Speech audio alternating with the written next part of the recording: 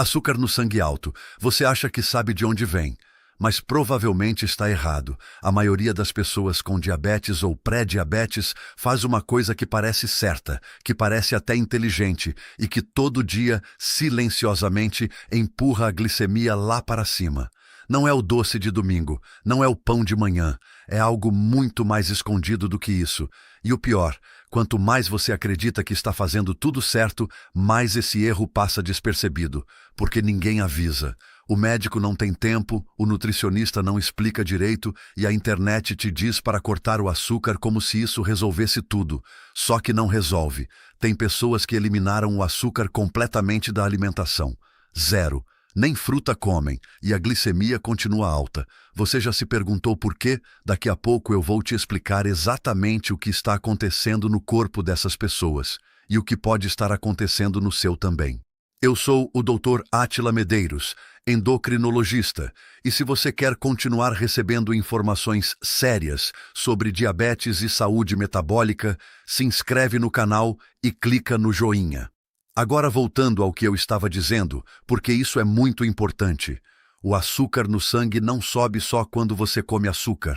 Parece óbvio falar assim, mas acredite, 90% das pessoas que chegam no meu consultório com glicemia descontrolada estão cometendo erros que não têm nada a ver com o docinho, o biscoito, o refrigerante.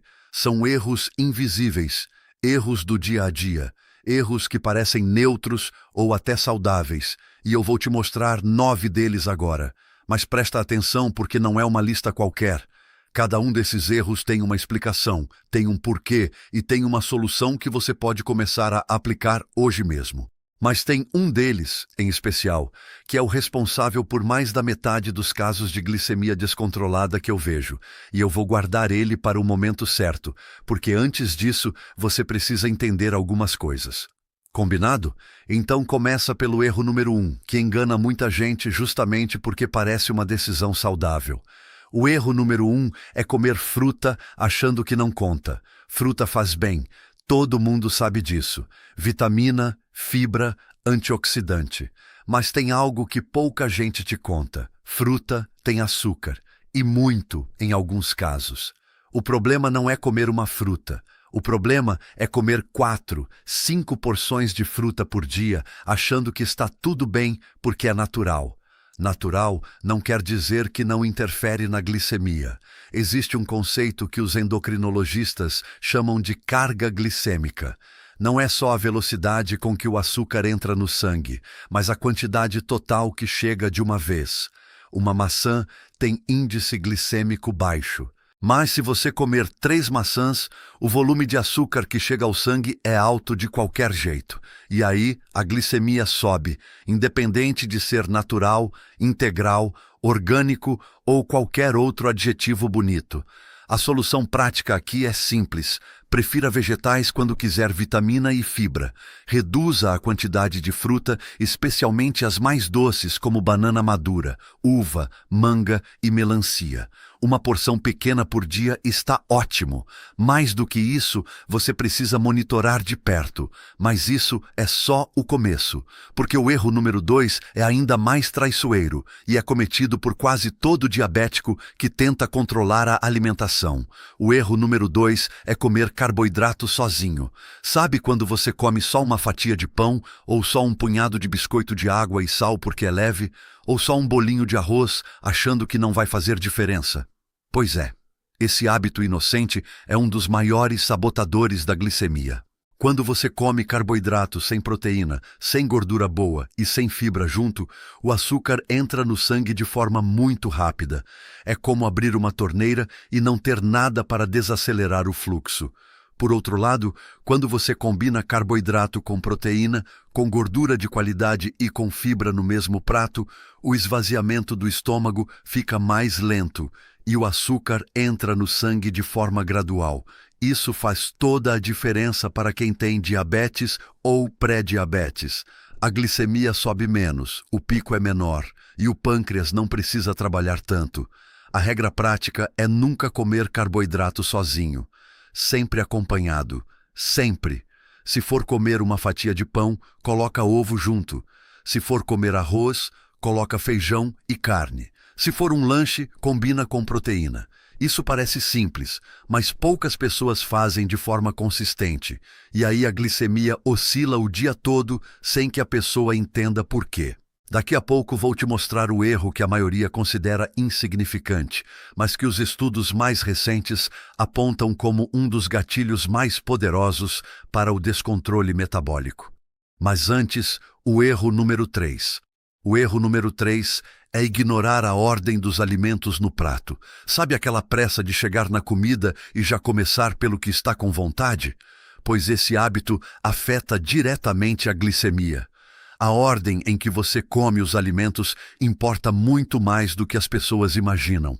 Quando você começa a refeição pelo carboidrato, o açúcar cai direto na corrente sanguínea sem nenhum obstáculo.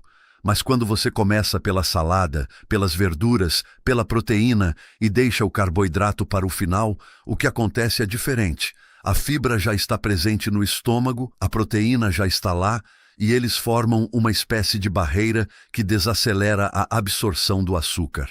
Estudos mostram que simplesmente mudar a ordem dos alimentos, sem mudar nada mais na dieta, pode reduzir o pico de glicemia em até 30%.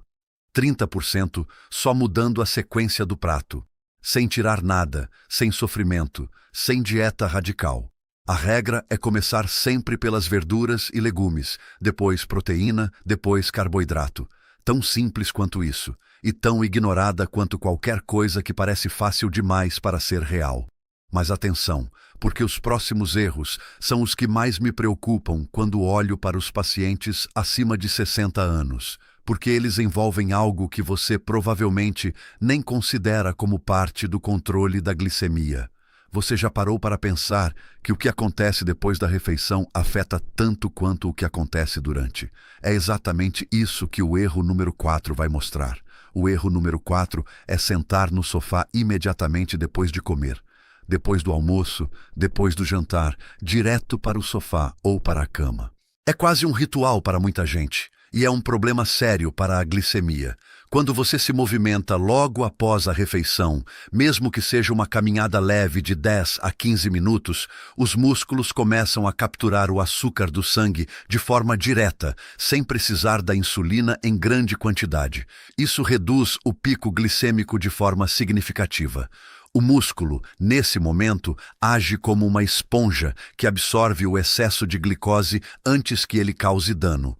Mas quando você fica parado, esse mecanismo não ativa. O açúcar fica circulando alto por mais tempo e o pâncreas precisa produzir mais insulina para dar conta. Com o tempo, isso desgasta o sistema e contribui para a resistência insulínica.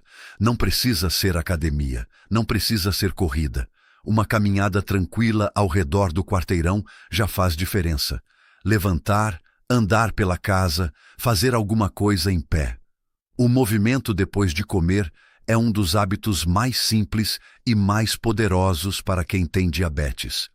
Agora eu preciso te contar algo que vai mudar a forma como você enxerga o controle do açúcar no sangue, porque os erros que eu listei até aqui são importantes, mas o que vem a seguir vai te surpreender. Quero te perguntar uma coisa agora. Você já cortou tudo que achava que era ruim, tentou se alimentar direito e mesmo assim a glicemia continuou alta? Se isso já aconteceu com você ou se está acontecendo agora, me conta aqui nos comentários. Muita gente passa por isso e se sente sozinha achando que o problema é dela, mas não é. E logo eu vou te explicar exatamente por que isso acontece. Agora, o erro número 5. O erro número 5 é descuidar da massa muscular. Esse é um dos erros mais ignorados, especialmente por pessoas acima de 60 anos, e é um dos que mais afetam o controle da glicemia a longo prazo. O músculo é o maior consumidor de glicose do corpo. Muito mais do que o cérebro, muito mais do que qualquer outro órgão. Quanto mais massa muscular você tem, mais o seu corpo consegue usar o açúcar do sangue de forma eficiente, mesmo em repouso. O problema é que a partir dos 50, 60 anos, começa um processo natural chamado sarcopenia, a perda progressiva de massa muscular, e essa perda tem um efeito direto na glicemia. Com menos músculo, menos capacidade de absorver glicose. Com menos absorção, mais açúcar circulando no sangue. Com mais açúcar, mais insulina. E com mais insulina, com o tempo, resistência insulínica. É um ciclo que se retroalimenta e que começa silenciosamente anos antes de qualquer diagnóstico. A solução não é virar atleta, mas é manter o corpo em movimento, com exercícios de resistência leve a moderada, caminhadas regulares e uma alimentação com proteína suficiente para preservar o músculo. Esse ponto é tão importante que daqui a pouco vou conectar ele com outro erro que a maioria comete exatamente no momento em que está tentando ser mais saudável. Mas antes disso, o erro número 6, que é um dos mais reveladores de toda essa lista. O erro número 6 é não entender o que o estresse faz com o açúcar no sangue. Isso é sério. Quando você está sob estresse, o corpo libera cortisol e adrenalina. Esses dois hormônios têm uma função específica que vem de milhões de anos de evolução. Eles liberam glicose armazenada no fígado direto na corrente sanguínea, porque o corpo entende que você precisa de energia imediata para correr ou lutar. O problema é que hoje em dia o estresse não é um predador na savana. É a conta a pagar, a discussão com o filho, a preocupação com a saúde, a notícia ruim no jornal. E o corpo não distingue um tipo de estresse do outro. Sente ameaça, libera cortisol, cortisol libera glicose, glicose sobe no sangue e aí? Não tem nem predador para escapar e nem luta para travar. O açúcar simplesmente fica alto, circulando, sem lugar para ir. Isso significa que você pode comer perfeitamente bem, fazer todos os outros pontos certos e ainda assim ter glicemia alta se estiver vivendo em estado de estresse crônico. O estresse crônico é invisível. Você se acostuma com ele. Não parece urgente, parece que é só a vida, mas por dentro o corpo está respondendo a esse estado de alerta o tempo todo e a glicemia reflete isso. Reduzir o estresse não é luxo. Para quem tem diabetes, é parte do tratamento. Técnicas de respiração, caminhadas ao ar livre, momentos de descanso real, conexão com pessoas queridas. Tudo isso tem efeito direto no cortisol e, por consequência, no açúcar no sangue. E por falar em algo invisível que afeta profundamente a glicemia, o erro número 7 vai te surpreender ainda mais. O erro número 7 é subestimar o impacto do sono ruim. Essa é a parte que a maioria das pessoas não conecta nunca. Você dorme mal, acorda cansado e pensa que o problema é só o cansaço. Mas o que acontece no seu metabolismo durante o sono é muito mais profundo do que isso. Quando o sono é insuficiente ou fragmentado, o corpo reduz a sensibilidade à insulina. Em outras palavras, a insulina que você produz passa a funcionar pior. A chave existe, mas não consegue mais abrir a porta da célula com eficiência. E aí o açúcar fica do lado de fora, na corrente sanguínea, elevado. Além disso, a privação de sono aumenta os níveis de cortisol, que, como eu acabei de explicar, aumenta a glicose circulante. E aumenta a fome por carboidrato, porque o cérebro cansado pede energia rápida. É um conjunto de fatores que se somam e que tornam o controle da glicemia muito mais difícil. Dormir menos de 6 horas por noite de forma crônica é comparável, em termos de impacto metabólico, a comer de forma errada todos os dias. Não é exagero. É o que a ciência mostra. E aqui vai um detalhe prático que poucos endocrinologistas mencionam no consultório. Se você quer dormir melhor, sem precisar mudar tudo de uma vez, não tente adiantar 1 hora de sono de uma vez. Isso não funciona. O que funciona é mover os seus hábitos noturnos 10 minutos por semana. Em 1 mês, você ganhou 40 minutos de sono a mais. Em 3 meses, mais de 2 horas. Sem esforço percebido, sem ruptura de rotina. Agora estamos chegando em uma parte muito importante dessa conversa, porque os próximos erros que eu vou te contar envolvem algo que o seu corpo faz sozinho, sem você comer nada, e que pode estar sabotando toda a sua tentativa de controlar a glicemia. Você sabia que o seu corpo produz açúcar mesmo quando você não come nada? Esse é um detalhe que muda tudo e que vai explicar por que tanta gente fica desesperada sem entender o que está acontecendo. O Guia do Diabético. Como controlar o açúcar no sangue e evitar as complicações mais perigosas está disponível no comentário fixado abaixo do vídeo. Se tudo que eu estou falando aqui faz sentido para você, esse guia vai um nível a mais, com orientações práticas para o dia a dia de quem convive com diabetes. Dá uma olhada lá embaixo antes de continuar. Voltando ao que eu estava dizendo, porque agora chegamos ao erro que mais assusta quando as pessoas entendem de verdade o que está acontecendo. O erro número 8 é não saber que o próprio corpo pode produzir glicose do zero. Isso tem um nome técnico: gluconeogênese.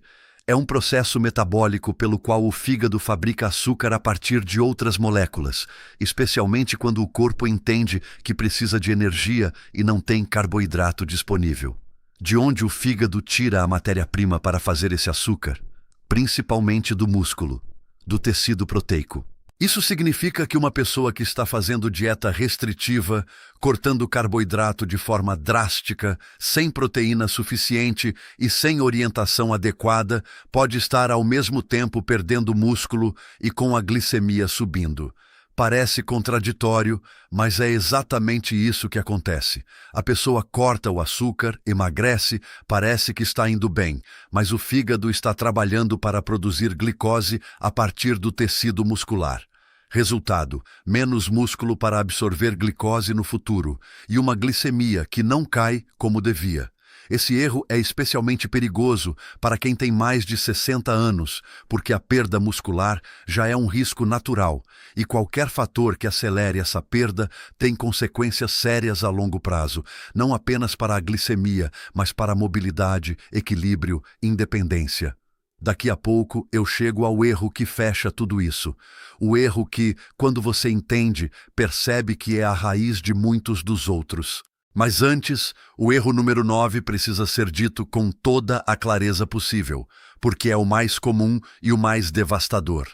O erro número 9 é tratar a resistência insulínica como se fosse apenas uma questão de quanto açúcar você come. Vamos falar com toda a clareza sobre isso agora, porque chegamos ao ponto mais importante desse vídeo, e é aqui que a maioria das pessoas erra feio sem saber. A resistência insulínica não é só consequência do açúcar. Ela é consequência de um conjunto de fatores: gordura visceral acumulada, inflamação crônica de baixo grau, sedentarismo, sono ruim, estresse crônico, massa muscular insuficiente e, sim, alimentação inadequada. Mas tirar o açúcar da equação sem resolver os outros fatores é como tentar esvaziar uma banheira com um copo enquanto a torneira continua aberta. Quando a célula se torna resistente à insulina, ela para de responder bem ao sinal que o pâncreas manda. A insulina chega, tenta abrir a porta da célula para o açúcar entrar, mas a porta está travada, e aí o pâncreas produz mais insulina para tentar forçar a entrada. Com o tempo, o pâncreas se cansa, a glicemia sobe, e o diagnóstico de diabetes tipo 2 aparece. O que poucos entendem é que essa resistência se desenvolveu ao longo de anos, décadas em alguns casos, de forma silenciosa, sem sintoma claro, sem alarme. Você ia levando a vida, dormindo mal, sofrendo estresse, perdendo músculo, e a célula ia ficando progressivamente mais surda ao sinal da insulina. E quando o diagnóstico chega, muita gente ainda trata o problema de forma parcial. Tira o açúcar da dieta, talvez tome uma medicação, e acha que está resolvido. Não está. A resistência insulínica precisa de uma abordagem completa. Todos os fatores que eu mencionei nesse vídeo precisam ser trabalhados em conjunto. Não dá para escolher um ou dois e ignorar o resto. Isso é o que diferencia quem consegue realmente controlar a glicemia de quem fica oscilando o resto da vida, frustrado, sem entender por que o açúcar continua alto, mesmo fazendo tudo o que dizem para fazer. Agora, você tem o panorama completo. 9 erros. 9 formas silenciosas e cotidianas de empurrar a glicemia para cima sem perceber. E o fio que conecta todos eles é a resistência insulínica, que não é causada por um único fator, mas por um conjunto de escolhas que se acumulam ao longo do tempo. Reduzir o carboidrato ajuda, mas não é suficiente. Mover o corpo após as refeições ajuda, mas não é suficiente. Dormir bem, reduzir o estresse, preservar o músculo, combinar bem os alimentos, comer na ordem certa. Tudo isso junto é que faz diferença de verdade. E o que eu quero que você leve desse vídeo não é uma lista de regras. É um novo jeito de enxergar o seu corpo. Um corpo que responde a tudo que você faz, não só ao que você coloca no prato, mas ao quanto você dorme, ao quanto você se move, ao quanto você descansa, ao quanto você cuida da sua saúde de forma global. Essa visão mais ampla é o que separa quem fica frustrado do que quem consegue resultados reais e duradouros. E você merece resultados reais. Por isso, se você ainda não se inscreveu no canal, faz isso agora. Não porque eu estou pedindo, mas porque você passou os últimos minutos aqui com informação séria, baseada em ciência, explicada de forma que faz sentido para a sua vida real. E eu continuo trazendo exatamente isso aqui, toda semana, sem enrolação, sem promessa fácil, sem milagre. Só o que funciona de verdade para quem tem diabetes, pré-diabetes ou quer cuidar da saúde metabólica depois dos 60. Clica em se inscrever, ativa o sininho e eu te vejo no próximo vídeo.